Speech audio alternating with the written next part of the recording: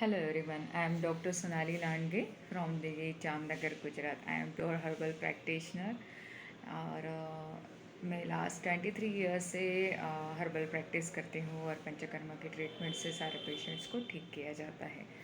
Fatty liver के patients काफ़ी पाए जाते हैं जिसमें कि ग्रेड 1, 2, 3 तक पेशेंट्स में कंप्लेंट आती है। एब्डोमिनल पेन रहता है। एक्यूट हाइपर एसिडिटी के भी काफ़ी पेशेंट आते हैं जिनको कि एसिड शरीर में पित्त प्रकृति की वजह से बढ़ जाता है और बार बार वॉमिटिंग हो जाती है। वॉमिटिंग सिवियर रहती है और उसमें कभी कभी ब्लीडिंग भी हो जाता है। पेशेंट का बीपी डाउन होने लगता है और नर्वस सिस्टम के काफ़ी प्रॉब्लम्स रिक्रिएट हो जाते हैं। ऐसे पेशेंट्स में सबसे पहले पेट पे एलोवेरा हल्दी का लेप लगाया जाता है।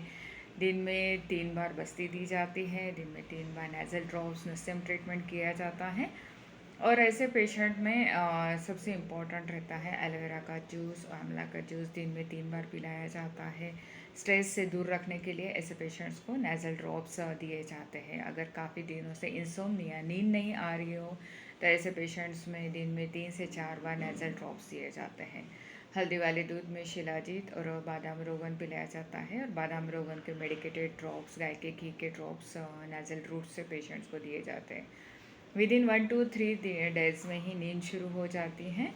और ऐसे पेशेंट्स में सबसे पहले रहता है कि आप खान पान में थोड़ा सुधार लाएं। मैदा ब्रेड बिस्किट से दूर रहें। आथा वाली वस्तु जो है इडली ढोकला ऐसे सब चीज़ों से दूर रहना चाहिए। और पवन मुक्तासन और मंडूकासन दिन में 10 से 20 बार सवेरे शाम दोनों टाइम करवाते हैं।